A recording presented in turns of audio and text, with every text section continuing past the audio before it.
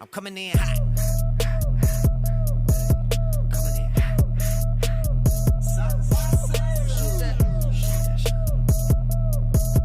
Hey, why not? All right, well, my name is Malik Parker Hill. Go by many names. It's funny because my pops is always like Malik, Charlie French, Leaky Baby, the barber, you know.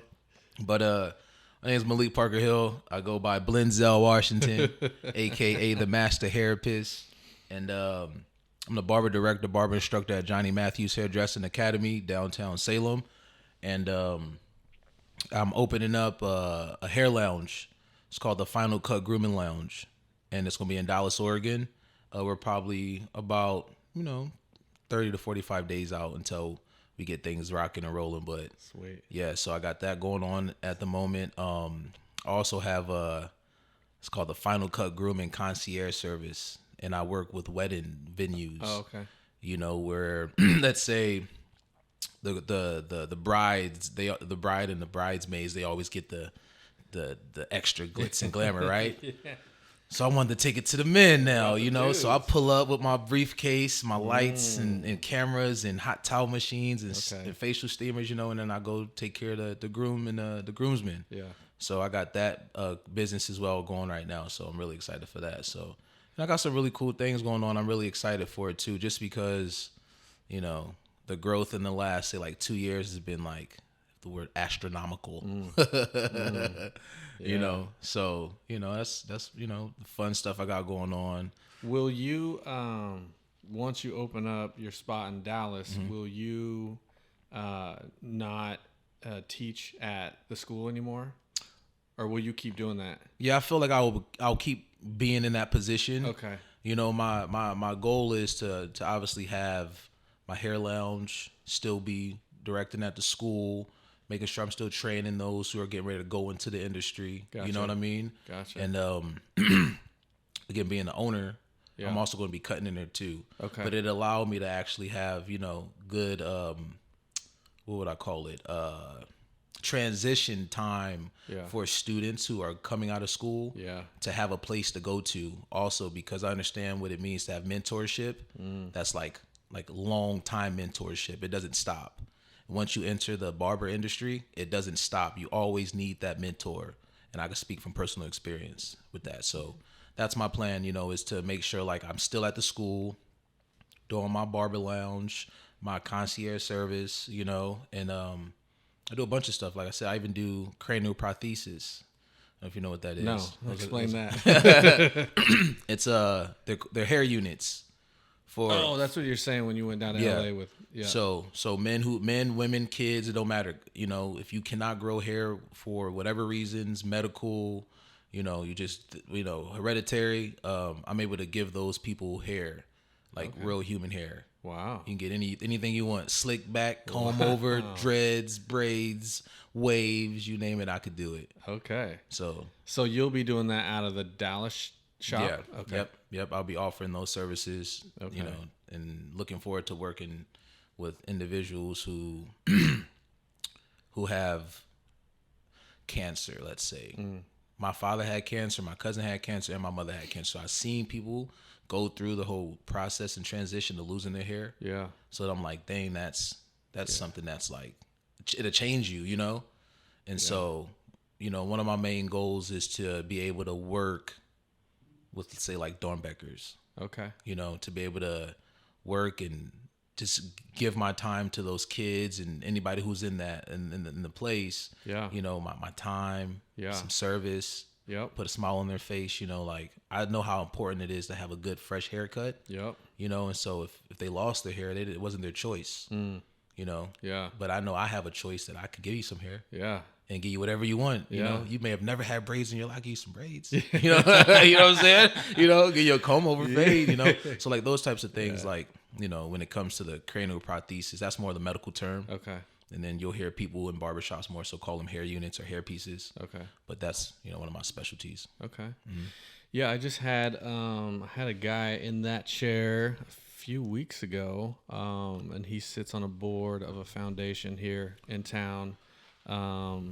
Cancer Foundation, and his son went through cancer, beat it, And actually, I just reached out to someone else that I know that has their own breast cancer foundation that's doing great. Yeah, so maybe down the road I can try to connect, you and into some of those spaces. That'd be awesome.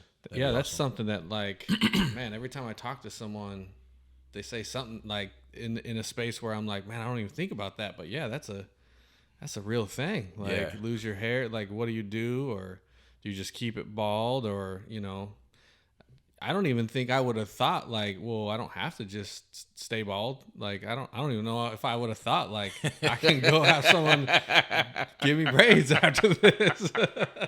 It's crazy the people I talk to and the different things they do, and I'm like, yo, I didn't even think about that being a thing. It's crazy because it's like in the barber industry, it's a multi-billion-dollar industry, let's say, right?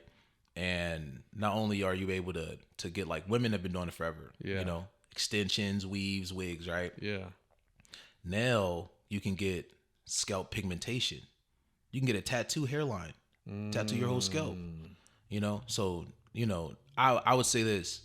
I don't think anybody wants to be bald, Yeah. And I feel like it's always the guy with the long hair, right? And then the buddy who's losing it, Yeah. the guy with the long hair be like, bro, just cut it off, man. Just go bald, bro. And you're like, nah, you go bald. You go bald with me then. Exactly. Did you telling me, bro, just go bald? I swear, bro. Give me that long hair. So it's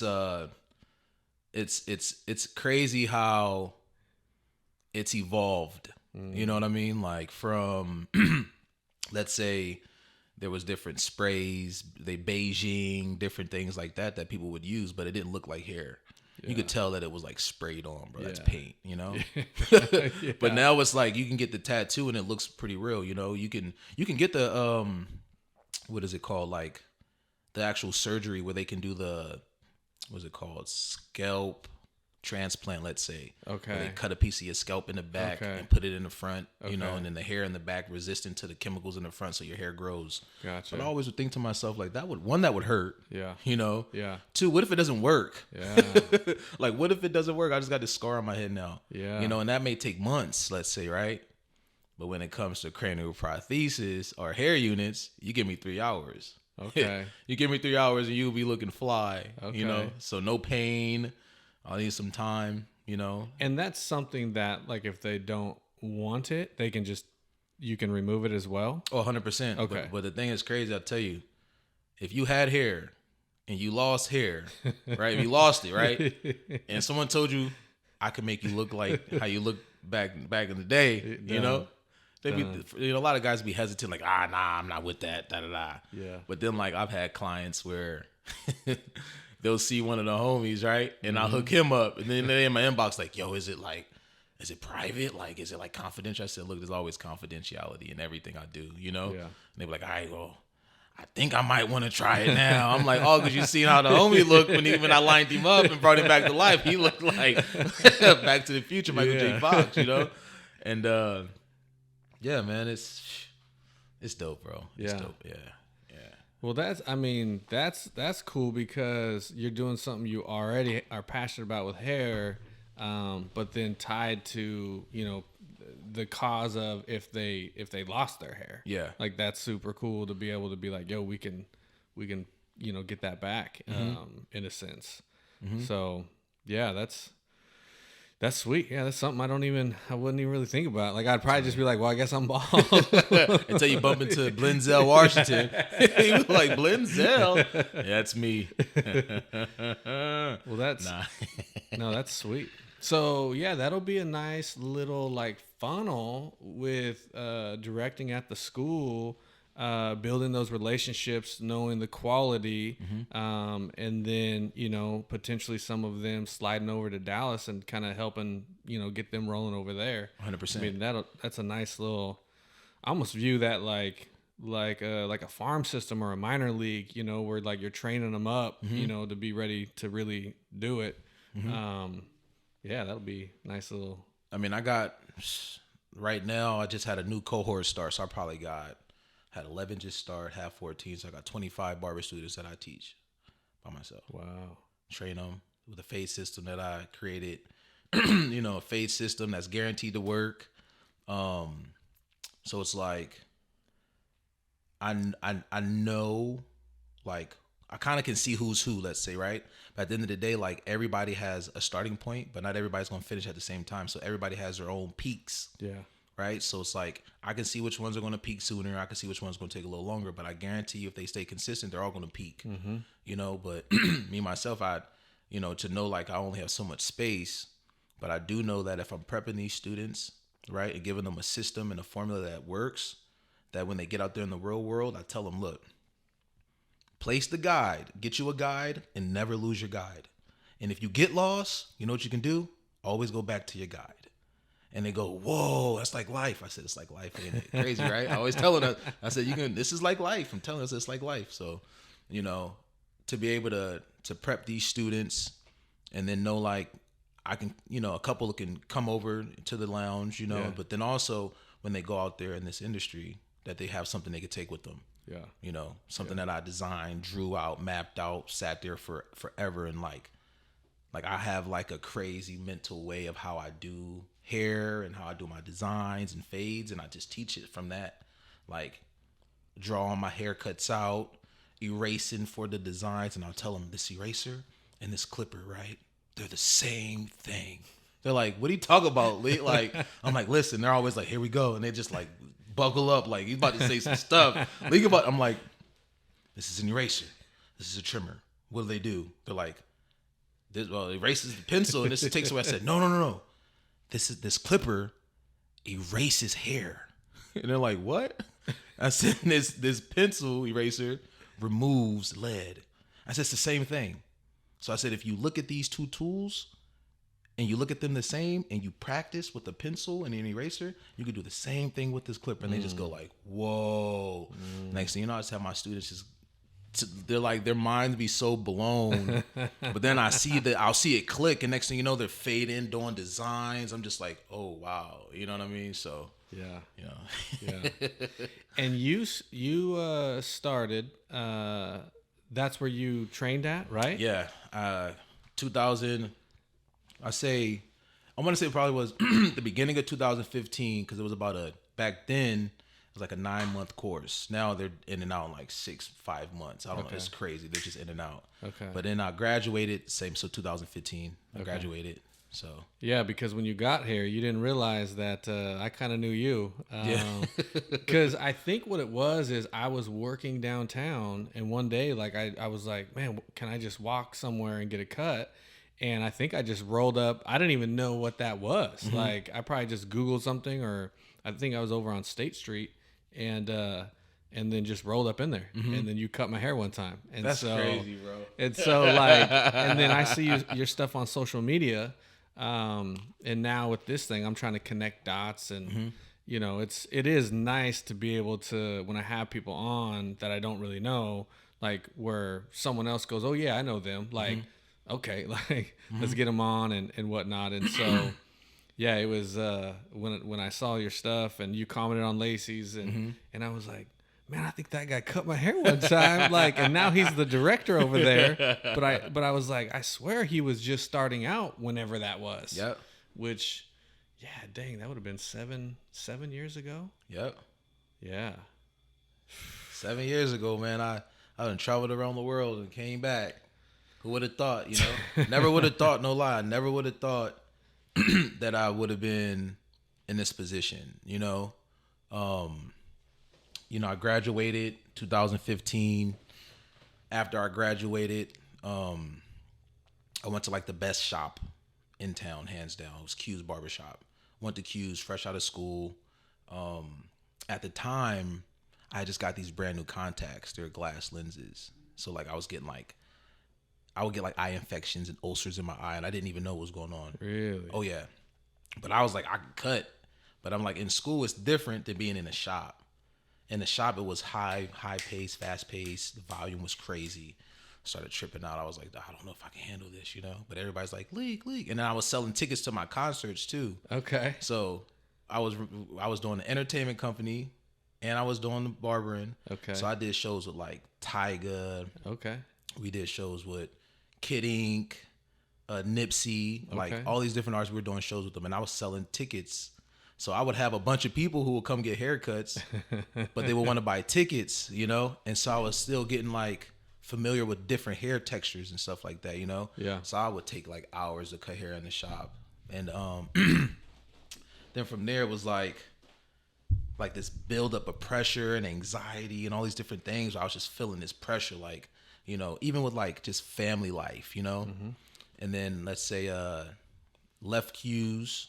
Then I went to go work in Corvallis on the OSU, like right by the OSU campus. This place called, what's the name of that place? Function Fades. That's what it was. Okay. With my buddy Marcus. It was me and Marcus in there. OG barber. I've known Marcus since I was a kid. And he was just like, bro, you're so good. I'm like, for real? Yeah, I knew I was good at cutting hair, you know, but when you get out of school and you're around like the big dogs, let's say, like it's like you kind of get a little hesitant, you know? But that's just how I was feeling though, you know? And so he was like, oh, bro, you're nice, bro. You better than me. I was like, stop playing. And in my head, I'm like, dang, my fade was a little sharper than yours, you know?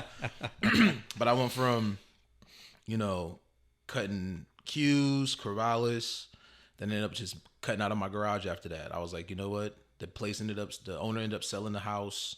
It was like at a barbershop in a house. Oh, okay. You know, are you familiar with Corvallis? I mean, I've just been to the campus a little bit, a little bit around there. This place was like real popular. It was just like this big red house, like right by like this little venue people used to always go to. Okay. Anyway, cut there, left there, ended up cutting out of my garage. And I want to say when I started cutting out of my garage is when I started like really feeling it. Like I'm in my own space. I had time to really like own my craft, master it. And I kept getting better and better, but my eyes kept messing up, you know? And so it'd be days where I couldn't wear my contacts, where I couldn't see. Pretty much went blind for like 3 days. The doctor said you can't and I couldn't open my eyes, you know, with the ulcers and stuff. I was like, oh my gosh, I'm done cutting hair. I don't want to cut no more. I'm done. I was like, I'm done. And then I'd probably say shortly after that, ended up going to Hawaii.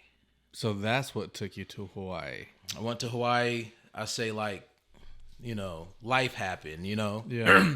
Went through separation. Gotcha. You know, we talk about this. Yeah. Went through separation, and then I went to Hawaii for like business. You know, I have my pops, my mentor. I have brothers out there, like I consider brothers like my close friends, you know? And so when I went out there for business, you know, an opportunity for me to be like, you know what, if I can't cut hair right now because of my eyes, at least I could do what I've always done. I've always promoted big concerts. I've always hosted the biggest concerts in Portland and Salem, pretty much Oregon, you know? So I was like, I can go to Hawaii and do it in Hawaii for a couple months, stack my bread up, come back, and then I get back into the groove. Ended up going out to Hawaii, had an entertainment company called Cabana Boys Entertainment. Long story, you know, with that, had a partner. It was doing well, you know, but, you know, things just didn't turn out how I expected them to turn out during the process of separation and life and, you know, doing all those things, you know. So had opportunity to like grow. My pops, my brothers and stuff would always like kind of coach me and mentor me as I was growing through the situation that I was in through the separation, and it ended up being a divorce, you know? And I was able to grow and learn through all of that stuff. And at the time when I was in Hawaii, I said, I'm done cutting hair. I'm not cutting no more. But the moment I said I was done cutting is the moment that I started cutting more. Like people just kept coming to me like, hey, I heard you cut hair. I'm like, how do you know I cut hair? Like everybody start coming out of nowhere. And my brother, rest in peace, his name is Nate. When I got to Hawaii, my pops already told him about me, you know? And so he was like, so what do you do? I was like, yeah, I cut hair. I make music. He's all you cut hair? I was like, yeah, but I'm not really cutting like that no more. He's like, nah, you gonna cut. And I just met him too, young kid too, but probably one of the most sharpest young kids I ever met in my life. He's like, nah, you gonna cut? And I was like, who's this little kid talking to? You know? He's probably like 21, 22 maybe. So then like I ended up leaving. We were all staying at. I come back. He bought me a mirror and he wrote on the mirror. He was like, you're gonna be the best. You're the best. You're gonna cut hair. They're gonna know you, this, that, and the third, you know? And I'm just like, dang, I gotta cut, you know? And so from there, I put my contacts in here and there, cut. Through like big old events in Hawaii. We'd have like yacht parties, glass bottom boat parties and stuff. I would fly artists out and cut their hair. So I did shows with like, brought out like P&B Rock, rest in peace. We did show with Takashi in Hawaii. We did had Kaylani on the yacht with our whole team, which was nuts, you know. Eric Bellinger, who else? Even brought the baby out. Okay. So like we were really doing some cool stuff, But like I said, at a point in time, I had to like fade away from that. Then the next thing you know, I found myself cutting for the military. Oh, okay. So I had like all the military guys on lock. Like I was doing high end tights all day, And I'll say at that point, it was like, it hit me where it was like, now like what I'm doing, it's so valuable not just to myself but to these soldiers, because a lot of my brothers with my pops, they're ex-military, so like I would cut all their hair too, but I would listen to their stories and I would think about my story and I'm like, damn, my story compared to their story, shit, excuse my language. But You're not the first person. And so like as I'm cutting these guys' heads and stuff like that, I cut on like Schofield, Pearl Harbor, I cut in different places. And a lot of these guys ended up becoming like my family, my brothers. They would come to me like every week because they had to be fresh for formation on Monday. So like I was cutting like 15 heads a day, sometimes 20 heads a day, but I would just be in this zone where I just cut and just like kind of lose myself. And then by the time I'm done, it'd be like the end of the day. Got some money in my pocket. I'm like, damn, this is crazy. And I got my contacts in. I said, oh, I'm feeling this, And so I just started to kind of perfect my craft more and more and more, working with military guys, and like I said, them telling me their stories, how disciplined they are, being in the field, like all the stuff they had to do. And I'm like, it was like so motivating, like I'm like, yo, like if that's what, like they inspired me, And so I would say after I did that, I did it for a while actually. I ended up deciding to come back to Oregon. After that, I was like, I'm ready. My life has grown since then. And I would say like, it's funny. I got so many stories. I got so many stories. It's crazy. So let's say like, so I cut for the military. And then in the midst of that, I had ended up working at like Foot Locker. Okay. Ended up working at like Forever 21. We did like farmers markets, weddings, and all type. I did all these different things, right? But like my clippers never left my side. Like I always had my clippers, right? So then fast forward, I was like, yeah, I'm ready to go back to Oregon. I'm ready. So when I came back to Oregon, I worked like a couple odd jobs, I did security. I did security for a couple months. I did construction. I did construction for a little while. But during all that time, I was trying to figure out like how to get my barbering stuff, like figure out all my stuff, my packets, get everything in order. Yeah. So I was like, I got to make sure all my stuff is back on point and not like expired or nothing, Yep. And so I'm trying to reach out to the school, and I could not get a hold of the school, right? And then so I go on my Instagram. I had like 2 Instagram pages. I had my personal and I had my barbering one. I went to my barbering one and I was like, I'm about to just delete all this stuff on there. So I go to my messages and there was all these like messages, spam. I'm saying spam. And it was like this last message at the bottom. And I was about to delete them all, right? And then I was like, hold up, that one doesn't look like spam. So I clicked on it and it was the school. The school was reaching out to me, and they were reaching out to me for months to try to get a hold of me because they wanted me to be at the school. So like at the time that I was looking at getting my stuff taken care of, they were looking for me. So when the opportunity presented itself, it was like perfect timing. Like it probably was like 2 a.m. I must have messaged the person back like, "Hey, what's up? I'll be in tomorrow." Da, da, da, da, da. Literally came in the next day, and introduced myself. Oh, heard so much about you. Matthew always talks about you. Da da da. And I was like, "What's up? Like, I'm here." Yeah. So I ended up, making sure all my stuff was straight, all my stuff was good, and then I was at the school I started at. You know what I mean? So like to be in the position that I'm in, it's like you never know where life's going to take you, Mm-hmm. But I would say when I first started cutting hair, I was in 6th grade. I told my parents, my dad can't cut my hair no more. My mom said, "What do you want me to do?" I said, "Give me a pair of clippers." I told my mom at a young age what I wanted to do. So ever since then, I've never not had a pair of clippers. So like my life was like this journey. and I came back to this place where I started at, where I got my license, and to be in a position where I'm able to like instruct and direct these students.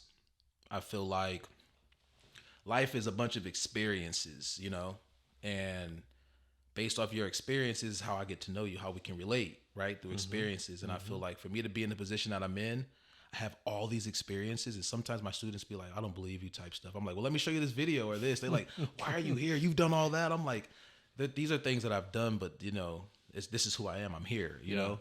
And so they think it's just the coolest thing in the world. And I find that like, it's inspirational, not only to them, but they inspire me. I inspire them. But it's like, I always tell them like, I've walked in your shoes before. You never walked in mine, you know? And so me being here, I love being here because iron sharpens iron. Not only am I a teacher, I'm a student too. I learn from you guys like you guys learn from me, you know? And so, you know, just to see that full circle of how things happen. And now I'm back in this position. Never thought that I would be the director, you know, directing students on doing this, doing that. And now I'm in that position. But I would say that when I was in school, we didn't really have a barber instructor though. Oh. It was like, I was a barber, like I was a student. Yeah. And then my buddy E.T. You ever heard of E.T. the barber? No. He's like one of the goats of this barber and stuff. Like from Salem. Okay. He cuts all the NBA players, Giannis, CJ, Gary Payton Jr. Like he cuts the big guys, you know. And it's my boy. And so when I was in school, I started going there. Then he came to school there, but I was already a fan of his. I was like, bro, I didn't even know I didn't know you didn't have your license. He's like, nah, bro, I saw you were coming to school. So I was like, I'm going to school with you. So I was like, perfect. So we were helping each other, but in the midst of that, we ended up like helping the other students because we kind of a little more advanced, you know? So like we didn't have a barber instructor. We were more so our own barber instructors, you know? Gotcha. So I know what it's like to not have a barber instructor, but to be in a position that I'm in, I'm not just a barber instructor. Like this is what I do. This is what I be, you know? It's not just something that I'm doing. I'm being that. Right. You know, and so when I'm in that position, it's like I connect with my students in such a deeper level than just cutting hair, you know, and they tell me that. Like I don't say I'm your mentor. They tell me these things. This is my big bro. He's my mentor. He's this, that, and the third. I'm like, damn, that's crazy. Because I know the people that I look up to, that like I people that I like and that I will, you know, like to be like, let's say, and that I would call them like my mentors. They didn't tell me like I'm your mentor, right. You know. Right. I'm like, yo, you're like my mentor, you know. And so when I have the students telling me that, I'm like, wow, that's crazy. The perspective, like. I know what it's like to have somebody that I looked up to and I call them my mentor and now they're calling me their mentor. Wow. Then I can kind of see like, damn, I'm really in this position. Like I really put the work in to get to this position. And so it's like to be like grateful. I know what that means to be like grateful for what you have and where you are in the moment, you know? Yeah. So yeah, man, that was my journey. That's crazy because like when I saw the Blenzel Washington, you know, like for me, I'm thinking, oh, he's just been like here the whole time cutting hair. Like, you know, because I remember you cut my hair back then. I remember you saying like, yeah, I'm in school. And then, you know, so then I just thought like, oh yeah, he just you know, straight lines, you know? And so that's wild that, the chair. Yes. Exactly. I mean, it's wild that you thought about giving it up too. Yeah. You know? Yeah, it's crazy to even think about that, man. And it was that young cat in Hawaii that was like, no. Yeah. Like, you can't. Here's the mirror and wrote that stuff. And first day I met him, we were all young men, you know, ex-military guys, man. And we all lived together. We made things happen, you know, and stand-up men. And it was like, we're all growing through this journey together, no matter where you are and what you ever done in your life. It don't matter because we're all here together, you know? So I don't care about what you've ever done, bro. I don't care you've done all that. Right. We're here together right now, you know? Right. So for him to like get me that mirror and, you know, write the message that he wrote on it, he didn't have to do that. Yeah. But something in his heart told him to do it and he did it. Yeah. And that changed my life. You know, like literally changed my life. That mirror changed my life. Does he know that? Like, do you still, are you in contact with him? He actually ended up passing away. Oh, okay. A little while after, I want to say probably it's been about 3 years now since he passed. But I want to say he knew, you know, because I took the mirror with me everywhere I went. You know, no matter where I was at, the mirror was with me everywhere I went. Yeah. He saw me grow from not cutting to cutting again. And also building the entertainment company. They would come to all my shows. And they were always so like happy for me and so like, yeah, that's my bro, da da da, you know? So I feel like in my heart that he knew how much that mirror meant to me. Yeah. So it's like the mirror. Yeah. That mirror is very symbolic. Yeah. That's amazing. Like, you know, I usually try to dig into people's stories and find, I don't know, like, so my favorite podcast is called The Pivot.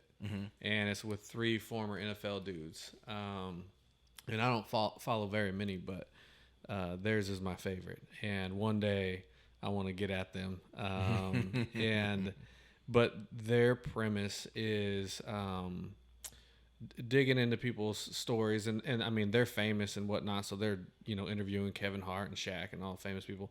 But they're usually trying to figure out, like, what was a pivot in their lives where they were like, I was going this way, and then I needed to go that way. Kind of like what we were talking with Grayson and the faith thing. Like, where did that like happen? And then that documentary showed like, and so I feel like if you live long enough, all of us at some point, like there was something where we were kind of going, and then something kind of made us go this way. And it's just crazy to think like someone you didn't really know, and an object like a mirror, that could mean so much. That could, I mean, now look what you're doing, and that's just now. I mean, 5 years, 10 years, 20 years, and then you look back and like, yo, this guy wrote this message to me back when I kind of thought, no, I'm not gonna do this anymore. Yeah, that's crazy. Yeah, it was. And it was like the mirror was something, right?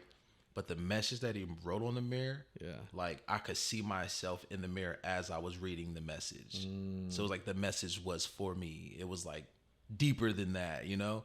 And so something inside of me just like clicked, and it was like, then this is probably one of the most nicest gestures anybody's ever done for me in a long time, you know? Like, you got me a mirror, bro. Like, I told you I cut hair, but I don't cut hair no more. He's like, nah, Pop said you cut hair, so you gonna cut hair. That's what you do. He said, you cut, I'm gonna make sure you cut. And I was just like, all right, I don't know what he's talking to like that. The next day, I come back to the crib. It was a nice mirror, too. It was a nice mirror. Like, I was like, yo, you got this for me? Like, yo, that's dope. I appreciate you. That's my bro, man. Rest in peace, man. I love my bro, Nate. Yeah.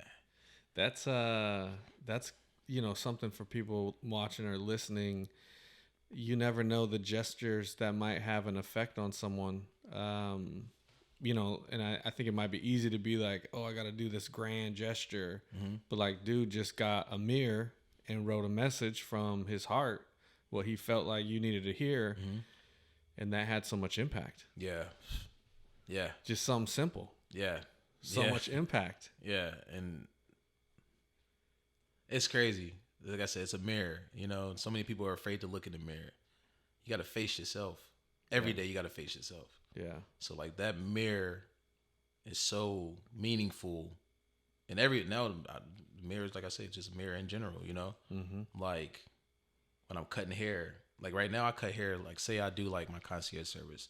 I mean, I have a mirror, but my eye can see something I didn't see before. So, like, I don't need a mirror to make a fresh cut. Like, I already see it, you know? But then when I give the client a mirror to look at it, they're just like, oh, damn. I'm like, you take this is always, I'll tell you what I do. It's funny. Like, so I hook them up, boom, boom, cut them up, fade them up, hit the razor on them, all this stuff. And I'm like, I'll be doing things like, I'll get like low and look at different angles, you know? And they'll be like, yo, what is he? I'll be damn near doing the splits cutting their hair. They just be like, yo, this dude is tripping. But I'm like, and then like, I get excited when I'm cutting hair. So like, I'll be cutting their hair and I just be like, ooh. And they'll be like, well, I'm like, my bad. It's really clean. It's really sharp. I'm sorry. I just get excited about my work. My bad. Just don't mind me. Just relax, you know? And so when I'm done cutting their hair, I'll like, or right before I'm done, let's say I'm like cleaning my stuff off, I'll take my mirror out, my little handheld mirror, and I'll be like, hey, hold this for me real quick. I don't tell them to look in it. I say, hold this for me real quick, and I'll be brushing my stuff, and I'll be like, and they'll be like, and I'll be like, I'll be like, let me get that real quick. Ah, put it back, you know, brush my stuff off some more, finish touching them up a little bit more, and then I'll be like, you can go ahead and take this mirror and go look at the back and everything in the mirror in the bathroom. So they'll leave, they be quiet for a second, and I'll be like, they be like, whoo, boy, you did that. And I'll just be like, they come out the bathroom with a new walk, new talk, everything. FaceTiming they lady like, baby, look what he did. Baby, look, I never had no beard before. She's like, oh, it's Friday night, you staying in. I already know, baby, I already know. Leek, I ain't going out tonight. Oh man, it's crazy to see how excited you get about talking about cutting, and that you almost gave that up. Man, yeah, That's wild. it's crazy to think about though. Like, I remember when I said it, and the moment I said I was done cutting because I didn't want to put these contacts anymore, they just hurt so bad. I didn't know nobody else who had these glass lenses. I got them in right now. I wear glass lenses with glasses to protect my glass lenses so I don't get hair in my eye. I could walk around with goggles, but I don't want to be like Horace Grant or nothing like that with the So you have glass on top of your eyeball? Yeah.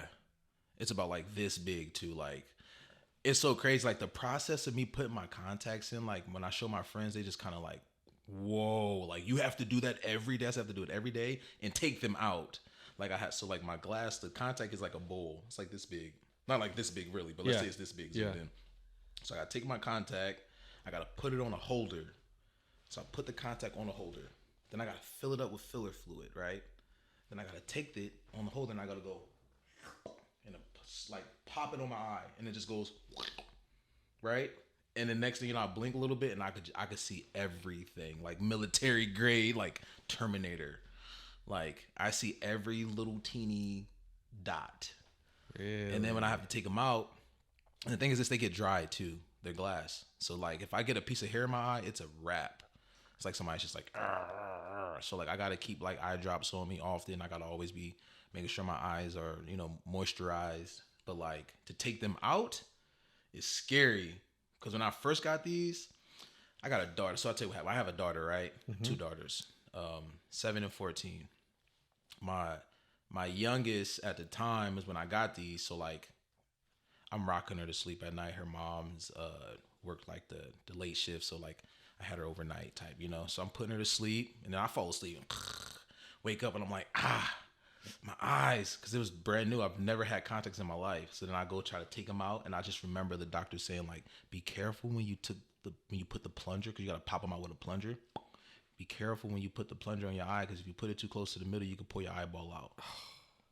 So that was scary. You know what I'm saying? Like, how do you tell somebody that's never had contacts? You can pull your eyeball out. The whole eyeball come out? So like, I will be like at night, like so scared. I could barely open my eyes or burn. I'm like, you know? And so the contacts. Now, most people's contacts are not glass, right? Nah, I mean, since then, I mean, I got my contacts, and man, I got so many stories, bro. You should hear about the contact story. That's the crazy story.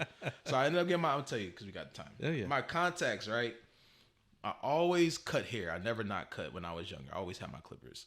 But I didn't know my vision was getting bad until the homies stopped hitting me up for cuts. And they started like, they would like hit my cousin up, but my cousin wasn't cutting like I was cutting, but he was like, we're always in competition, right? So I'll go over to the homie's house and I see my cousin over there cutting. I'm like, y'all ain't hit me up? Oh, we tried, but and then my cousin's just smiling like, so I'm like, oh, okay, my cousin is kind of nice. He's getting nice with it. But I didn't know I couldn't see. Like, I didn't know my vision was off, you know? So I was trying to cut my boys up to hit me up. I'm cutting them. I'm like, why this fade ain't looking right? I'm gonna line them up. I'm like, I could have swore I lined this up straight, but I look back and look different. I'm like, Then my boys would be like, bro, you should take it too long. I'm like, for real? I'm like, what's going on? So I ended up enrolling in barber school. And I was like, I told the owner, I was like, yeah, yeah, I could cut hair. He's like, oh, you can cut? I was like, yeah, I can cut. Yeah, I've been cutting for a long time. He's like, all right, I'm gonna put you on the floor first day. I was like, all right, cool. So then I had my friend bring her boyfriend in. This is funny. I had my friend bring her boyfriend, and he had just moved up here from like Texas or something. Comes into the school, so I'm cutting. I've never used Oster 76s, the metal clips that sound like a vacuum. Yep. I never used those before, but the girl who was sitting next to me was like, "You can use my clippers." I assumed they were the same as the other clips, but they're not. So I started using her clippers, and I'm doing the cut, and the owner's watching me, and another student was watching me. I'm doing the cut. I look back, the owner and 4 other students is watching me. Doing the cut. I'm like, all right, I'm getting there. Look back, the whole school is watching me cut. But remember, I can't see. But I didn't know I couldn't see. And I just used some new clippers that I've never used in my life. I'm cutting, I'm looking at the dude's face. I didn't see no smiles. I didn't see no like, yeah, this is fire. I looked at his face and I was like, damn, I don't think I'm doing this right anymore. Like, can I cut? Can I cut? I'm sweating bullets too, like sweat dripping down my face, off my lip, like. And then I ended up like finishing the cut, and I was like, all right, all done. And then like I just like kind of dapped him up. I was like, all right, and he like left, and then never seen him again. Never seen him again. My homegirl was like, yeah, he decided, he went somewhere else. And I was like, all right. And I looked at the owner. He was like, yeah. I was like, yeah, I got some. Something's wrong with my eyes, I think. I ended up going to the eye doctor, and they were like, yeah, you got this stigmatism, this, that, and the third. And they were like, you have to wear glass contacts. I was like, I can't wear glasses? They're like, nah, you have to have something actually push against your eye because of stigmatism. So the first day I got the contacts and put them in, it was like somebody turned the sharpen up. And I could see, like, I was just tripping. I never seen a 3D movie at this time without, I thought I could see. So when I put the contacts in and I could actually see, I was like, oh my gosh, I've been tripping this whole time. Like I could not see for this long. Like I'm talking about, I could see every pore in your face, like every dot, like no lie, like no disrespect to no females, but I could really see makeup. Like I could really see like makeup on the face. Like I was like, whoa, like this is like, it's like my whole life changed, And I think that's when Avatar was out. 3D, and I was just in the movie theater like, yo, my boy was like, yo, chill, Leek, like, bro, I didn't know I could see now, but yeah, that's my contact story, man. You know what I just thought about? Because this is gonna be crazy. Is this where you got them? Yes. Was in this building? Yes. Yes. Yes.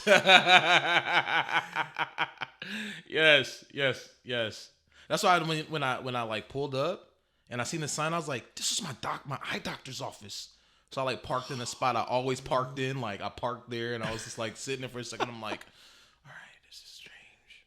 This is my eye doctor's, but it's not. I wonder what's in this building now. So then I like look over. I'm like, all right, he said left side door. Okay. I'm like, whoa. And I just get out and come in. I'm like, yeah, this is the spot. Crazy, right? That is crazy. That just hit me. Like you said, this used to be your eye place, and I'm like, the story you're telling, this like it was in this building. That's crazy. Crazy, right? I don't think I've ever met anyone that had a glass contact. I didn't even know that was a thing. Yeah. Honestly, I didn't even know it was the thing until they told me. And I want to say, like, when I had got them, the doctor was like, this is a fairly new technology, and I'm actually going to this seminar to find out more information on them, but I'm going to get these for you. I'm like, all right, well, when you get back, make sure you call me so I can know what you found out about this new technology, because I was thinking I was going to get some soft lenses. Like, yeah, I've seen my friends with soft contacts before. Back in the day, I put in the color contacts back in the day type, to be like, yeah. But I know, like, you just pinch those and get them out. Right. But with this one, I have a plunger that I literally put on and I have to get to the bottom of it and like it, and then I like pop it off and I put it in the solution. And there was times where I tell you, we're like tired and I feel like I get it to the bottom of the contact, but if I don't get it to the bottom, I'll go to pull it and my eyeball will go, and I'll just be like, whoo, I gotta breathe, like, okay, relax. I'm telling you. So, that's why I decided like I don't want to cut no more. I don't want to lose my eye, you know? But then it's like, okay, I have to be real disciplined. Keep them moisturized. Don't wear them all day. You get home, take them out, put them in the solution, make sure they're always clean. And I just stuck to that ever since then. And they've been fine ever since. No problems. I see good, you know, no issues. That's interesting. Like, to pursue your passion, what you have to endure. That pain. Yeah. I could have gave up because of the pain. Yeah. You get what I'm saying? Like I was. That's why I said I'm not cutting anymore. But the pain was just too much. Like, not only was it the pain with like contacts and cutting hair, it was like I felt like that was something that affected my life. Like the pain of the contacts affected relationships. You know, because I couldn't do certain things because of that. You know, it's hard for me to go to work because then if I go to work and I have these ulcers in my eyes and I got to put my contacts in, right? It looks like I'm like stoned, and the clients would be like, Leek, you good? I'm like, yeah, I'm fine, bro. I'm good, I promise. They'd be like, you sure? I'm like, bro, it's these contacts. They're like, mm-hmm. Then I go outside and be like, bro, my eyes are burning. And I put some solution, and that would even burn. So, you know, it was something that really affected my life. It changed my life, affected my life to the point where I felt like not ever putting them back in. I mean, that makes so much more sense now, because when you were first kind of sharing your story, I was like, when I think about contacts, I don't think glass. And so, and then the whole like, be careful, don't pull your eye out. Like, what? And it almost happened in my head. I almost pulled my eyeball out. Bro, I'd be freaked out all the time. Tell you another look. One time I went to pull my contact out, right? And it was like pulling my eye, but the plunger wouldn't pop off. So it was stuck in my eye. And I'm like running around my house like, help. And they're like, what's going on? I'm like, what's stuck in your eye, bro? I'm like, the plunger, you know? And so I had to like sit there with this thing like sticking out of my eye, and it's like I want to blink so bad. Oh. But how do you blink? Like my eyes are starting to like water right now. Just thinking about it. Like my eyes like, stop talking about me. He talking that stuff. But like it was just sticking out of my eye, so I had to like hold my eye open. I had to just breathe. Like, okay, just relax. Okay, breathe. Okay, get you some solution. I pour like the whole thing, and they're like, and I was just like, boom, and I was like, oh, it came out, because I was hoping that my eyeball was not attached to it when I pulled it out. I swear. Yeah, I've never heard this story before. I feel like I feel like at my age and all the people I know, I've kind of heard it all. I have never heard that before. Hey, you know. Dang. But that's the thing, is like, it's like beyond a passion for what I do. It's like, I can't even describe it. I can't even put words to it, you know? Like, I would do it all day, every day, because I know, like, how it makes me feel. Mm-hmm. But it's beyond how it makes me feel. It's about how I'm connecting with this person, right? And, like, the energy that's in me, like, I'm transferring it through my body. Like, I'm, you know, and it goes through these clippers, which is just a tool. And I'm utilizing this tool, you know, and it's like, I feel like God gives us gifts. Mm-hmm. You know, and I recognize my gift based off how I gift it to someone, right? And how it makes them feel and how I can affect them through a gift, you know? And so when I see like facial expressions and like how excited I get, I don't even mean to, it's literally like it just happens. I'm just like, oh my God, I'm so sorry, you know? But like, then they get like, I want to see what you're doing so bad. And then like, to hear like, I've had grown men cry before in my chair, you know, because I've given them hair, you know, brought them back. Like they've never had a beard. I have clients that have never grown a beard. I wouldn't even think about that either. Like I've always, bro, it's crazy. I'm talking about like cry in my chair, because they've never had a beard, never could grow a beard. But I would tell them, watch this. I'm gonna line it up. Even though you don't got no beard, I said, there's a beard there. Because I can see it. They were like, you serious? I'm like, bro, I'm telling you, I can see it. And they be like, for real? They be filling their face like, stop playing. I'm like, watch this. I will line them up with my razor, and they'll look in the mirror and they'll have a beard. And it's really faint though, right? But I feel like once you see it, now you believe it now. Yeah. Right? But I didn't have to see it to believe it. I already believed it. Yeah. And so, man, I would not think. Actually, now that you say that, I have a friend that's never been able to grow facial hair. I guarantee I'll get him a beard. That's crazy. Guarantee. Like, hey, I know this guy Blenzel, the Master Hairapist. They be like, what? I'm telling you, the Master Hairapist. I don't know how he does it, but he can get you a beard. Like literally, like and a lot of my clients they send me their like videos, their progress videos, and I cut them. They only come to me, and they don't ever touch their face. They like refuse to ever touch their face. Like if I'm busy or I'm out of town or they go out of town, they will not touch their face. I'll see them 2 months and they'll just be rough. Like, yeah, I didn't do nothing. And I'll be like, perfect. This is exactly what I wanted. I'm just like chiseling them with the razor. And it's just like, oh yeah, I'm so glad I waited. You know, but it's like I say, I've had guys with no beard at all, bro, coming to me. I say, just stick to the program. Stick to the program. I guarantee you, give me 2 months, you'll have a beard. 2 months, they have a beard. Wow. It's magical. You know,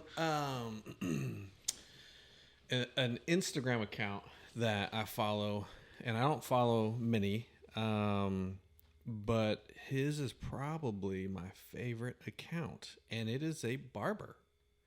His name is Vic Blends. Oh, that's Vic. I don't know him personally, but in the barber industry, you feel like you know all the barbers. Yeah. So yes, I'm a big fan of Vic Blends, big supporter.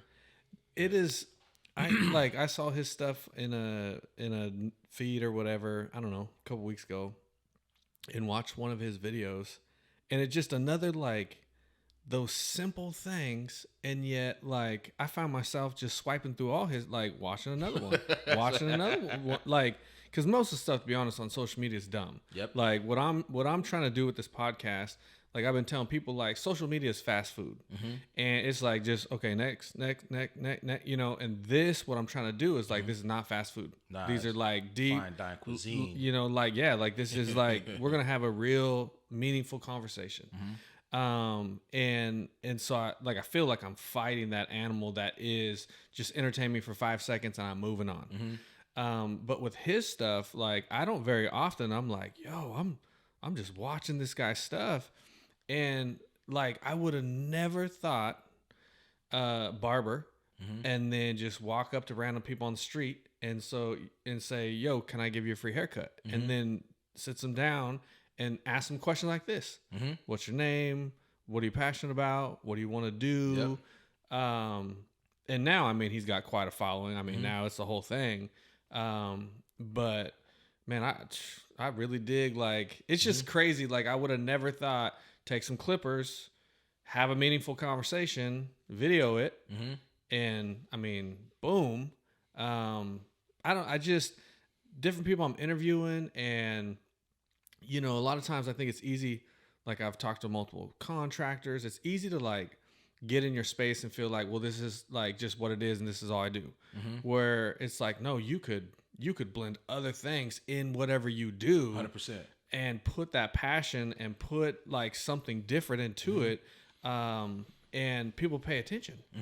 And so I was just thinking about that, like, because I don't follow a lot of accounts, but his, and I was just like, man, some clippers, and a good conversation, You know what that equals? An experience. Yeah. How many people get their hair cut outside randomly? You know what I mean? Yeah. So that's what it is. It's the fact that you're not just seeing somebody in a barbershop cutting hair. You're watching this young guy go out into these neighborhoods and just randomly ask people, and he's carrying his clippers and a chair. You know, you're like, what is this? Yeah. And it's interesting. Yeah. And then not only is that appealing to the eye, then you hear the conversation and what he's doing. So it's already like, hold on, let me watch this. Yeah. And it's like, it's very inspirational, you know? Yeah. And it's like, this is a full-on experience right here is what he's offering them and what he's giving them. And he's gifting it. I'm not going to say giving it. He's gifting them that, you know? And so when I do what I do, it's an experience. I tell people all the time, I don't cut hair. I really don't cut hair. My clippers do. Yeah. I just offer the ultimate experience. Yeah. That's it. And they go, how can I book with you? You know? Yeah. And so I tell them all the time, like, I don't do it. So it's bigger than just a haircut. Yeah. A barber can cut hair, but when I call myself the Master Hairapist, I mean that, because I don't just cut hair. I offer this experience that only you and I can have. Yeah. Right now we're having this we're having this experience. I've just met you. Right. So, you know, like when you first do something, it's like an experiment. Mm-hmm. You experiment with something to get a result. Mm-hmm. Then you see what the result is. Mm-hmm. Let's say call it good or bad. Mm-hmm. We're having this experience right now, aka experimenting, Right. and we're having a result. Right. I'm digging the result right now. Right. Good. So that's what I offer people. It's like, you may have never met me in your life, but when you sit in my chair, I'm going to experiment on you. I've never cut your hair before. Yep. But to you, it's like, this is a new experience. Oh my gosh. Yeah. But then when I'm done, I'll feel away. Then you feel away. Yeah. How do we feel? It's good. That means we had a good experiment. We had a good experience. You want to experiment again? Yeah. Yes, I sure do. Yeah. You know, and so like, that's kind of how I do it. So like with Vic Blends, he's offering an experience, and he's experimenting with people he does not know. Yeah. And then he gives them this amazing experience, and they probably do it again. Yeah. They're like, hey, bro, let me know when you're back at the park again with your chair. Yeah. Yeah. Well, and I think like one thing that drew me to you, watching your stuff, I really like talking with people that are passionate about whatever their thing is. And I don't even care what their thing is. Like, it doesn't matter what it is. You make widgets, you cut hair, you build houses. Like, I like having conversations, like, because then it's always like, you know, why are you that, you know, whatever about your thing, and what drives that, what motivates, like you said at an early age, I want to cut hair, you know, like, and it's always like, dang, how did that get in your head, or what did you see, or what did you used to, you know, to be like early on, like, that's crazy. I got you. That's crazy. You know, like what those kind, like I'm a guy, like if you would ask my close friends, they're like, yeah, Trav's always curious. Like, I'm just always like, why do you do what you do? I'm just curious. I don't really care what the result is, how big, small. I'm just curious, like, why people do what they do. Where does that come from? Mm-hmm. So like you said early on, like, I knew I wanted to cut hair. See, I grew up in Philly. So I'm from Philadelphia. Okay. I moved out here when I was like 7 or 8, let's say. I almost wore my Eagles hat today. For real? So I'm big Eagles. Oh, stop playing with me. Stop playing with me. My students is giving me mad love today. So I'm a big Philly fan because my dad's a Cowboy fan. And like as a kid, I know a lot of times like the son will just rock with their dad's team. I was like, I'm gonna rock against my dad's team. And so I actually had an Eagles hat on earlier today. And someone said something, they were like, yeah, you would be wearing that hat right now. But I literally like grabbed this one, but I was going to grab the Philly hat. I got a signed Nick Foles jersey. Mm-hmm. A buddy of mine played with Nick in Philly for a little bit. And recently he, shout out Elvis, he got Nick to sign it to Trav. And then he's like, what do you want me to write? I said, Philly special. and then put your favorite Bible verse. Nick's strong Christian dude. And so to Trav, Philly special, and then his favorite verse. Oh, that's tough. That's tough. But yeah.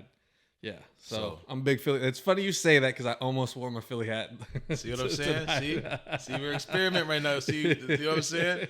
So like, growing up in Philadelphia, like, I feel like in like any urban neighborhood, like the barbershop is like a cornerstone to a community, just like a church would be in that same place, right? Mm-hmm. So you have gatherings at this place, people come there, you know. So like I would go to the church but the barbershop all the time and just sitting there and listen to the conversations. I would see all these different people come in. Like back then, I mean, you probably had some of like the biggest drug dealers probably ever, you know, coming in, and I'm watching them as a little kid, just like jewelry, wads of money, and they're just getting their hair cut, but I'm watching the barbers make them look good, make them look fresh. So I was always appealed by like how they did that with that razor. And I'd sit there and be staring, and I would always have like older guys be like, yo, why this young bull keep looking at me? They call them young bulls. Why does young bull keep staring at me? They're like, oh, that's Bash little brother. That's Miss Amina's son. He good. He just like to watch. So like since then, I always liked to just see things, like see people create. Let's say, like, I just had this obsession with like watching people create, and then, like you said, how did they do that? What made them do that? How did they get it so clean? Yeah. But my mom back then in Philly, my mom actually taught a lot of people how to cut hair, how to do braids and stuff. This is like way back in the day too. Like, my mom is a whole nother thing though. My mom is like the truth when it comes to certain things. So like, I love my mama. Mama, I love you. Love you, Umi. So like, my mom taught a lot of people how to do that. My mom taught me how to draw. So I'm an artist too. Like, not only do I, before I started cutting hair, I was drawing and painting and stuff. So I could do all that. Yeah. So like, it's just another way I can just express myself, a form of artistry, you know? Yep. So like, I always was drawing. And then, so Philadelphia is where it started at. I was drawing. My mom was teaching us how to draw. My mom was teaching people how to cut. I always was in the barbershop. We would go faithfully, like every Friday. My sister would always make sure me and my nephew, we always was fresh, you know? And so, you know, moving from Philly to here, I didn't have no barber. Only barber I had was my dad. My dad was not nice like that. You know what I'm saying? Like, at first I thought he was, you know? I was like, oh, my dad cut me up. Oh, cool. I'll be like, you know? But then I would say, this is funny. So when I got into the 6th grade, I went to Kennedy Elementary. Okay. Then 6th grade, I went to Whitaker. Okay. Right. And so in middle school, that's when all the elementary schools kind of all come together. So like, I knew a lot of people from like the Boys and Girls Club, but it was like, now we're growing now. Like, we're in middle school, we're not elementary school no more.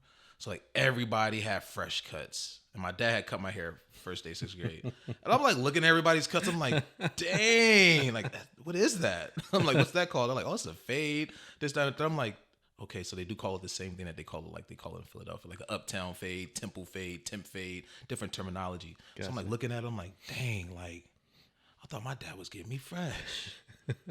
So I was like, oh, no. So I remember going home and just telling my mom, like, I said, like, Umi, Abby can't cut my hair no more. She's like, why? I said, he just can't do it. Like, the lines ain't as straight as I thought they were, you know, and, you know, you think your dad's hooking you up, and he probably thought he was.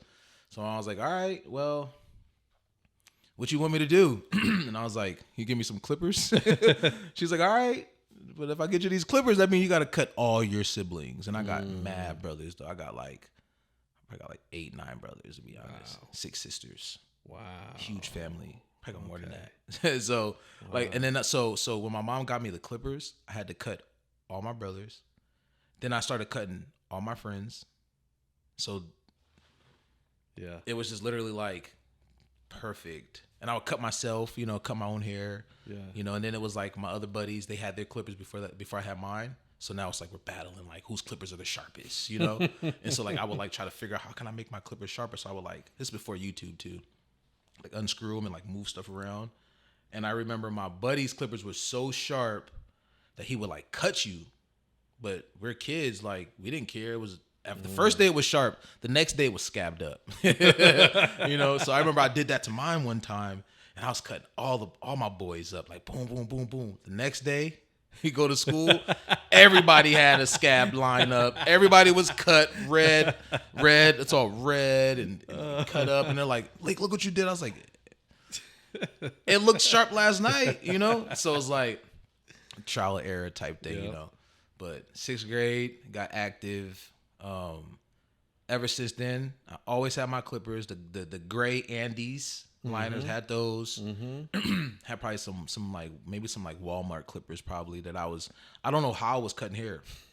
I don't remember. We didn't have YouTube, you know? So I was just like, I was doing it and it was working. I do not remember what I was doing, but all I knew is that my favorite movie growing up was He Got Game. Yeah.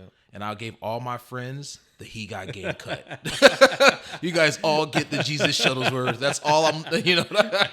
Everybody got the Jesus Shuttlesworth. Oh, that's funny. And yeah, so that was 6th grade, 7th grade, 8th grade, high school, the same thing. I'm cutting everybody up. Play basketball at McNary, so I'm cutting all my boys up. And then now the high school's a little bigger than middle school, so I'm cutting everybody. And then I'm playing AAU and I'm traveling.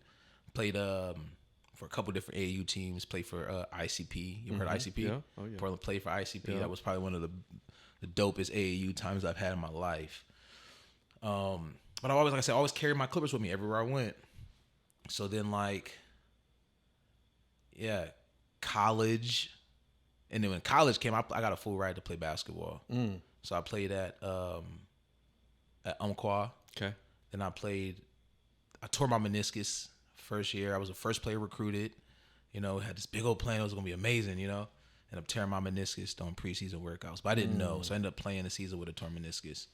But you think about, like, Umpqua, there's no brothers there. But then everybody on the team was brothers, you know.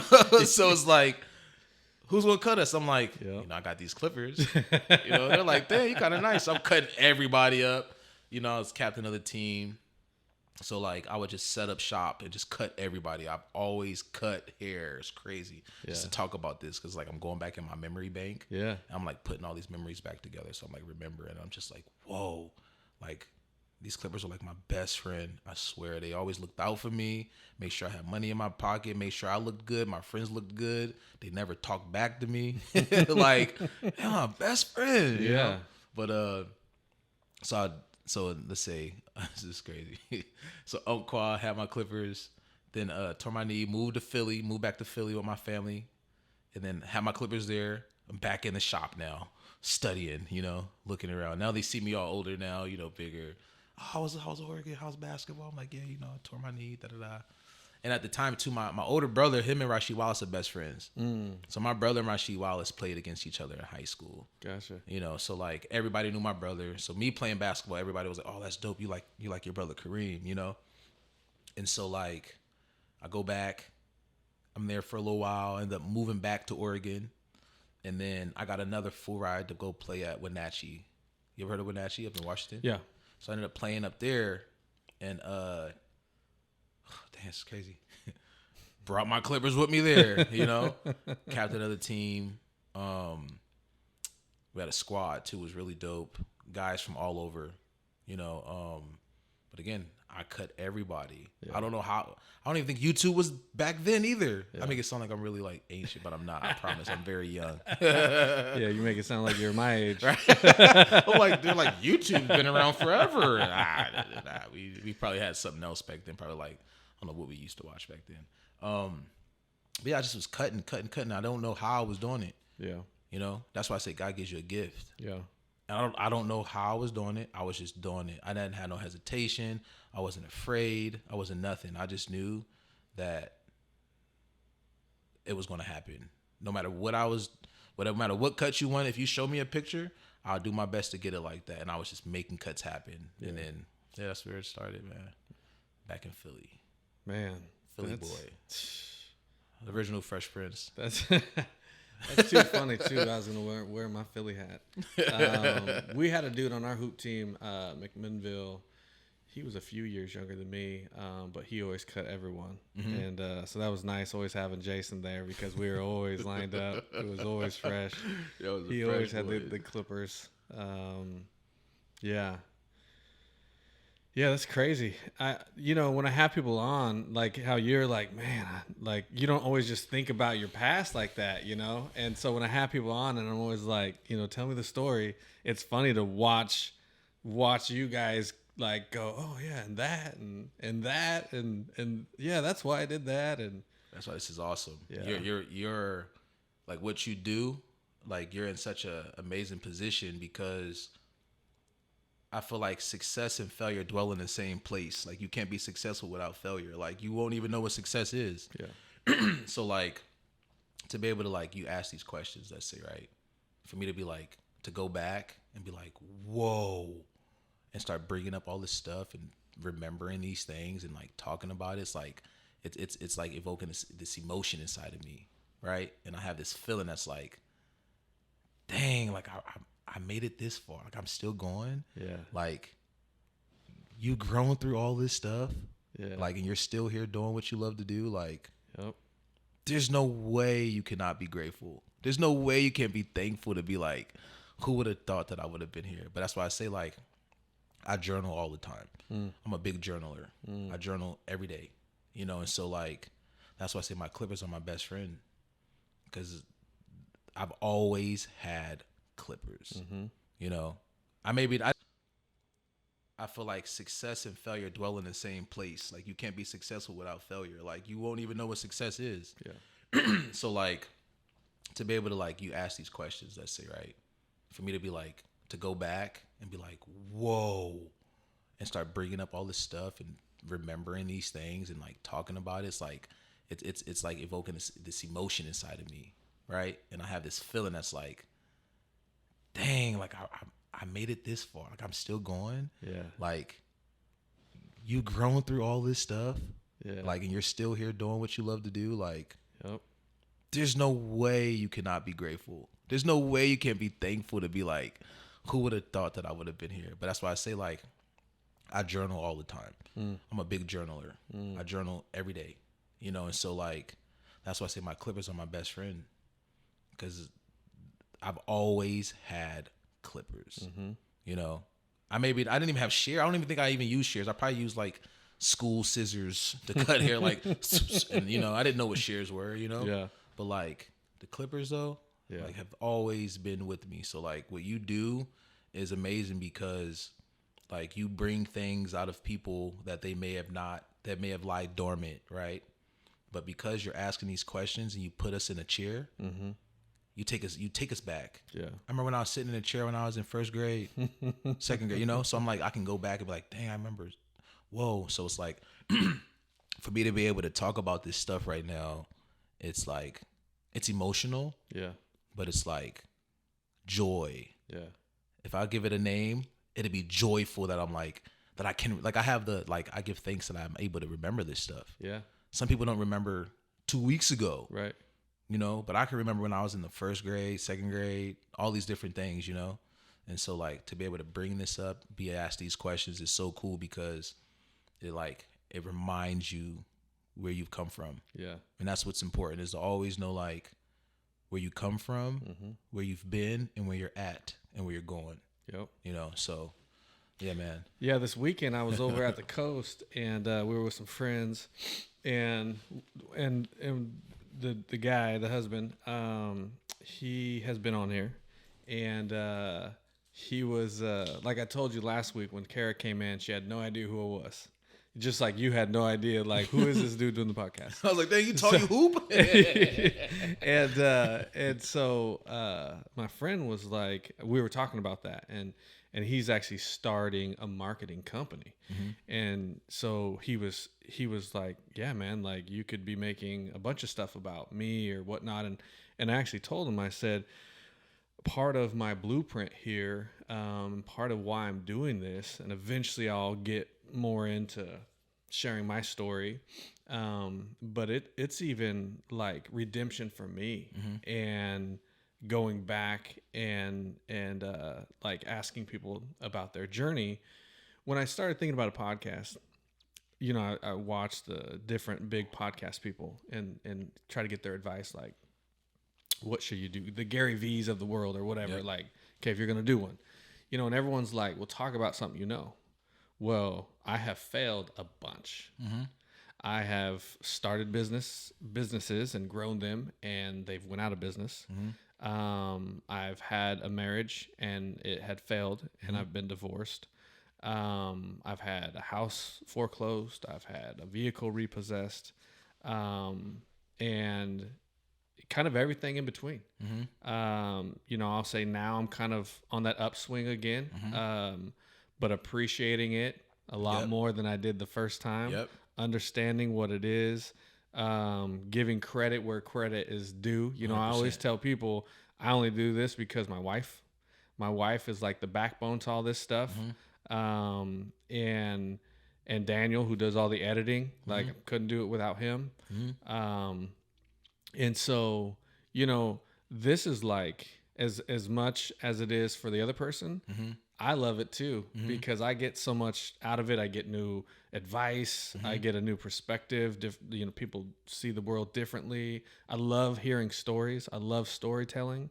And so when I started to create all this, I just thought, okay, what could I talk about that I know about? Yeah. Well, I know about failures. I know about getting back up and taking another swing at it, trying to do it again. And it just seems like that conversation lights people up. Yes. You know, it brings back memories they didn't think about, or, you know, how often do you really have someone asking you those kind of questions? Like, let's talk about that. Like, now you're talking about I was in Philly, and then it's like, yo, I was about to wear my Philly hat. Like, you know, like, and it's just not very often that you get to kind of be asked all those questions.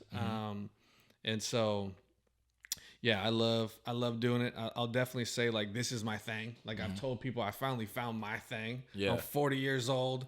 That's part of my story too, is like, you're not too old to like find your thing. Never old. And so, you know, just like hearing about the clippers, like, you know, I haven't had that in my life in terms of clippers, but like now doing this, I'm like, yo, I'm always going to do this. I'm always going to do, like, I want to monetize this. I want to make money. I want to travel around. Like, I love asking people these questions, and like, cause God wired me that way anyways. Like, I'm just curious like, yo, why do you do that? Like, why do you always have clippers? Like, where did that come from?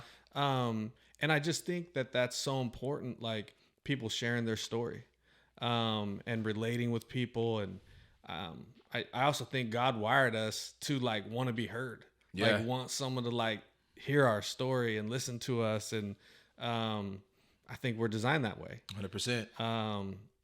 So, you know, I was never called to ministry, but I feel like this is a part of a ministry for me. Yes. Getting to know people, hearing their story. They get to know me a little bit, and all the cool stuff. Like, you know, if yours goes as the other ones have done, you're going to have people be like, yo, I watched your episode, or I listened to your episode on Apple or Spotify or whatever. Like, yo, I didn't know that. Yeah. Like, yo, I didn't know this or that. And I mean, that's been so neat to hear those stories. And I'm looking forward to you know, it. You know, it's crazy. I tell you what, so many people did not know I was back from Hawaii. So many people did not know. They hit me up like, bro, you still in Hawaii? I said, bro, I've been back since 2020. Where you been at? Oh, bro, I could have swore you were still in. I said, nah, bro, I've been back. Is that when you came back? Yeah, 2020. Yeah, yep. Came back 2020. Yeah, everybody was just like shocked in a sense, you know? But like, I didn't really care what anybody said. I didn't really care what anybody did. I was on my journey of growth, you know? And that was important for me, you know, having two daughters. Not even just two daughters. I got tons of nieces and nephews that look up to me. Yeah. They're very impressionable. So I want to make sure that I express and impress them, you know, by being the best version of myself, you know, and going through, or let me correct that, growing through, you know, separation and divorce. Like, it can shake you up, you know, it can really do something to you that you, and especially if you've never had it happen before. Yeah. And then especially if like the people around you, your peers, don't know what that's like. It's like, who do you talk to? Yeah. You know, and so you kind of, and not just divorce, like if you have children together. Yes. Like that adds a whole nother level of, you know, because I co-parent with my ex-wife, and, you know, getting divorced and no children compared to with children. I mean, raising kids anyways is yes, you know, a whole thing in and of itself, but then trying to do that with someone that you used to be with and all the different, you know, it's the dynamics. Yeah, it can take a lot of patience and understanding. Yes. And yeah. And that's what it was like for me. It was a lot of growth, a lot of tears, a lot of pain, a lot of feelings, emotions, and thoughts, and all these different things, you know, that I had to feel. Though I had to feel all that, you know. And I would say, like, at that time, to be honest, like, I wasn't in the proper space of mind, let's say, to where like I recognized that about myself. And to like go to Hawaii, I would come back and visit, you know, but like I wanted to make sure that my daughters didn't see me in a sense where it was like I just didn't know. And if you don't know, it's okay if you don't know. Yeah. But I never like didn't know and didn't like want to know. So therefore I had time to like figure out who I was, Yeah. find out who I am. Yeah. And I did that. And I met some of the most amazing people in my life, have the most amazing mentor ever in my life. You know, my pops, my brothers are all amazing people. And they always reminded me of who I am, regardless of whatever took place, right? And so when I came back, it was I felt so whole inside my body. I felt like connected, Yeah. you know? And when I came back in 2020, it was like the best thing I could ever done, you know, coming from going there, not expecting to be there for the amount of time I was there. Mm-hmm. And then to come back and have be mentally stronger Yeah. instead of being like mentally weak. Yeah. I was mentally stronger, physically stronger, spiritually stronger, you know?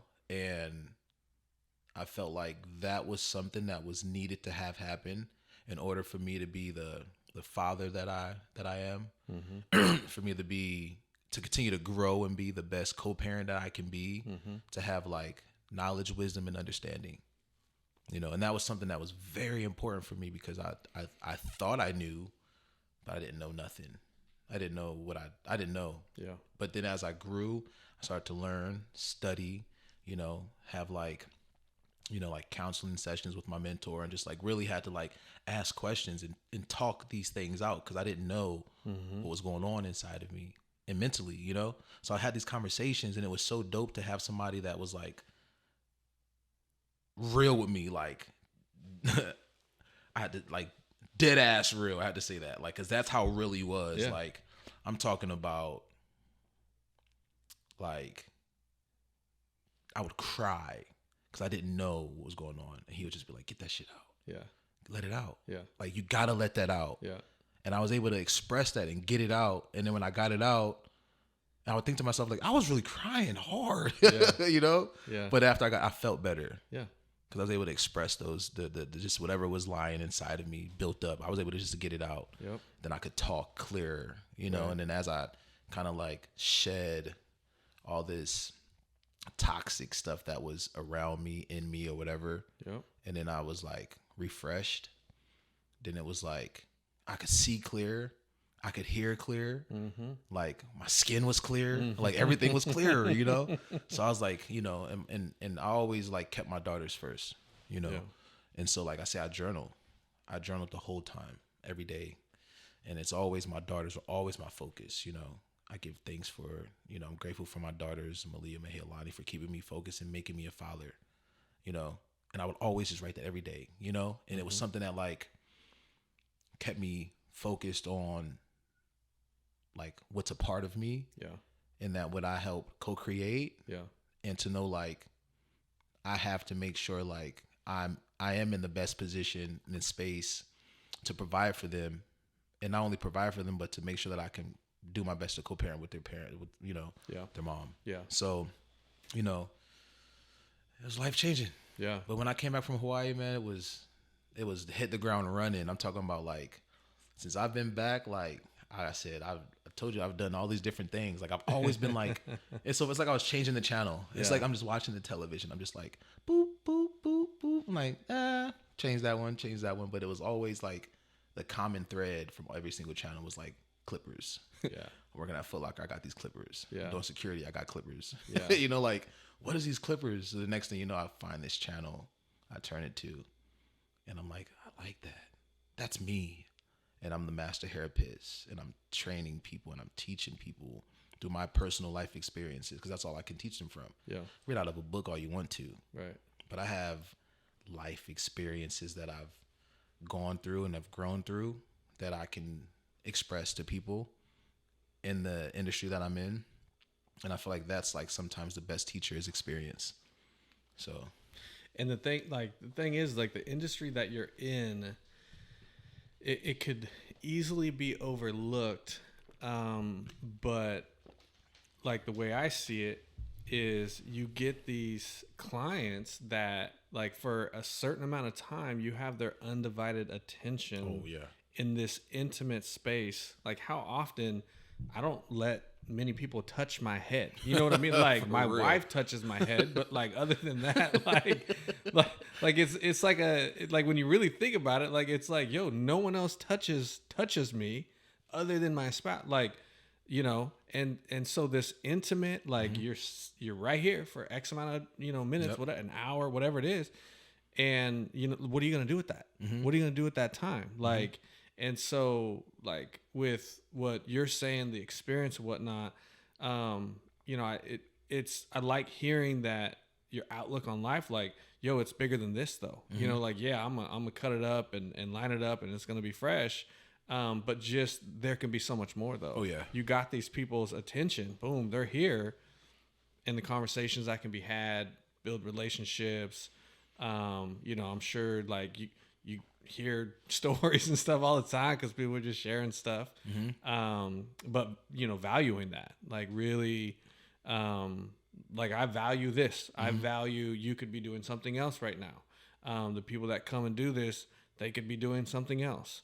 And so, you know, it's I think like everyone always, I think it's easy to think like, why just do this? And it's like, no, like you could be doing so much more with whatever this is. Yeah. With the right mindset. 100%. You know, and I definitely, around your age, I felt like for me, I started to kind of see some stuff more clearly. And, you know, now with what I got going, I have struggled with like, yo, why'd this take so long?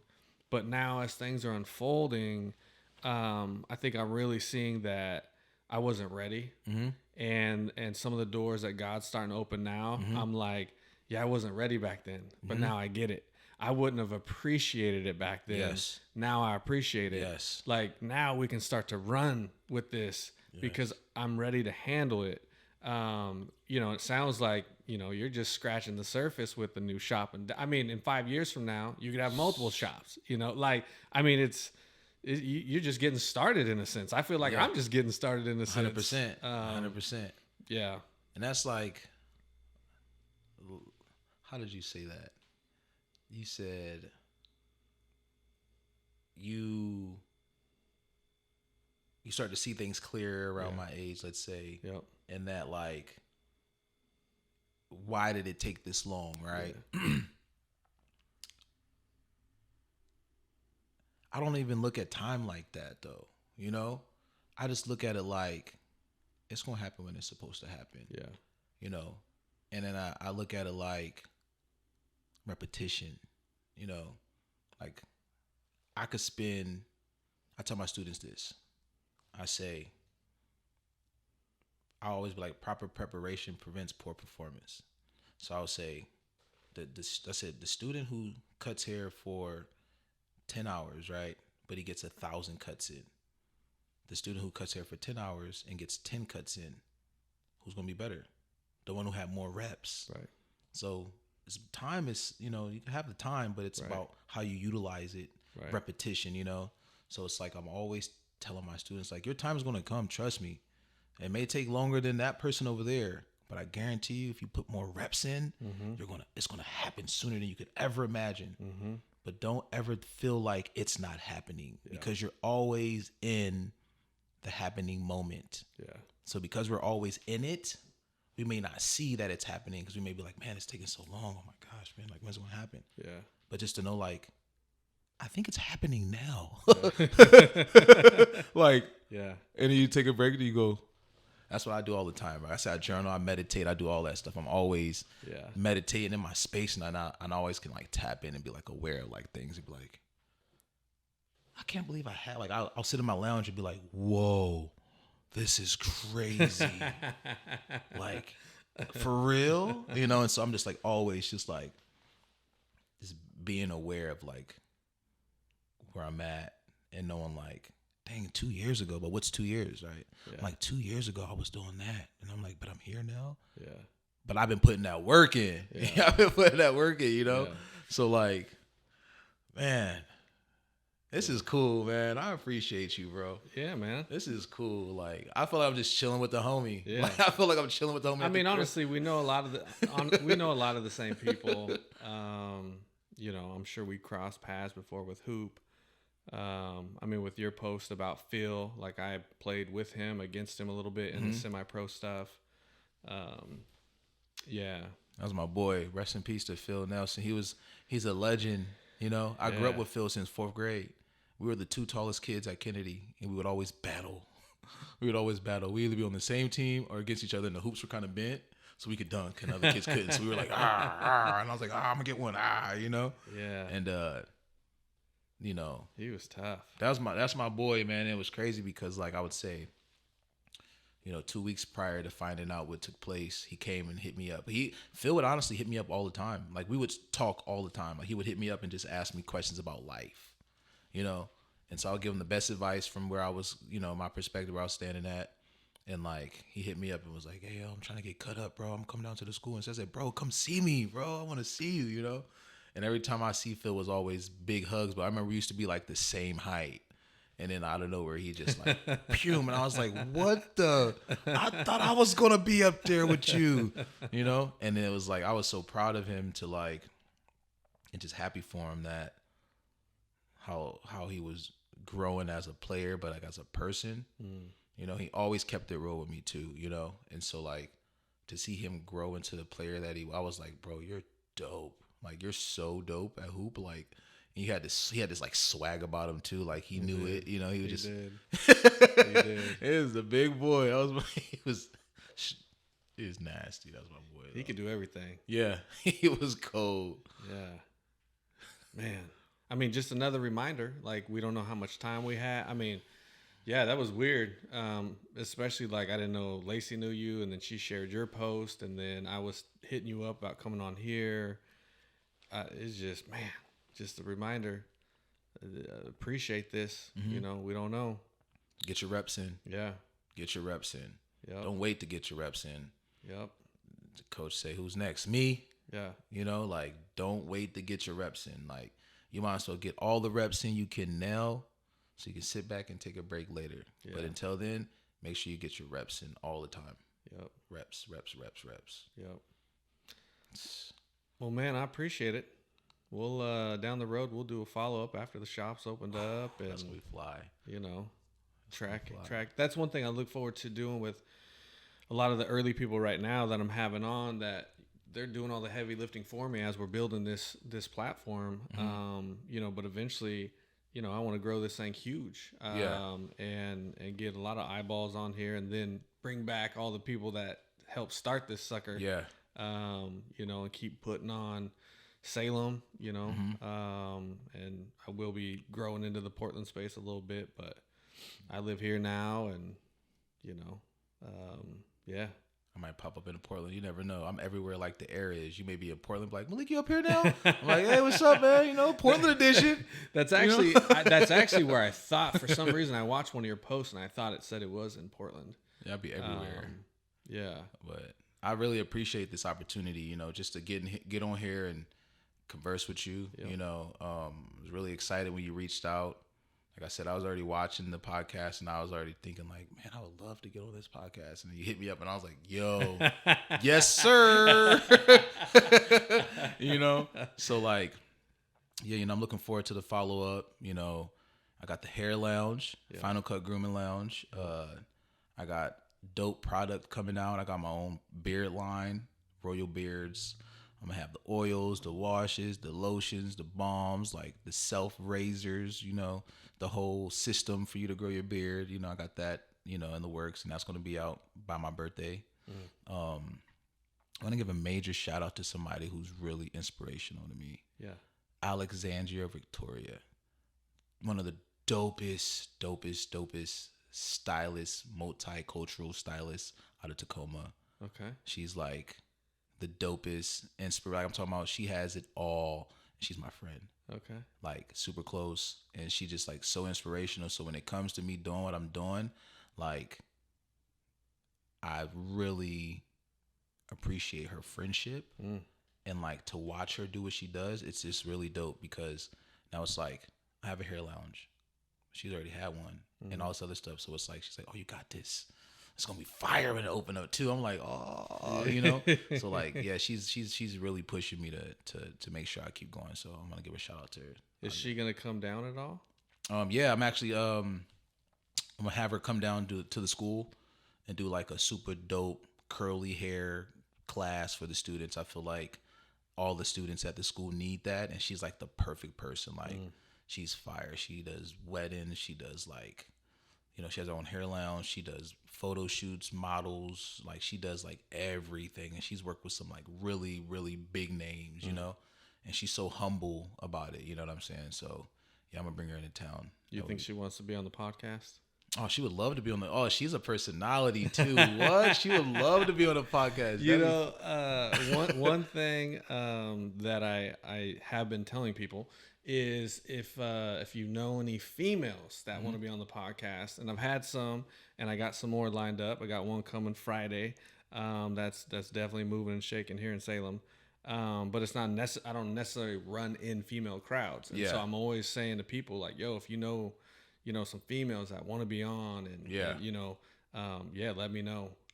Because I know a lot of dudes. That's easy for me to connect with a lot of dudes. But trying to get females on, like I don't want this to just be a dude podcast. Yeah. And so there's plenty of women out there that are doing their thing too. Yeah. And so getting their story out as well. Yeah. So I'm down. Yeah. No, I got some really cool females that are around me. Like a lot of people who are around me are all like, like business minded, very respectful, respectable, like how, kind of be around people, how you feel, and so like a lot of like my guys and even the ladies, they're really cool and good at what they do and they're in the industry, their lane. So I got some cool people I could probably reach out to, but I feel like, Alexandria Victoria would be like, she's a character. I swear, she's so funny. She'll be like perfect for this. I swear. And So, like I said, one more. I'm gonna give a shout out to everybody who has been rooting for me. Everybody who's been in my corner, and just like, especially like my parents, my siblings, my brothers, my god brothers. Like, I want to tell you guys, thank you, because I probably wouldn't be here today if it wasn't for you guys always pushing me, encouraging me, and always telling me that I got this. And I feel like I wouldn't be where I'm at and who I am today if I didn't have people around me who actually cared about me, but their actions and words showed they cared. So I want to give a major shout out to you guys. So you guys, I love you guys. And Final Cut Grooming Lounge, where everybody's a star. That's what's up. Yeah. Thanks, bro. Appreciate you. Thanks, man.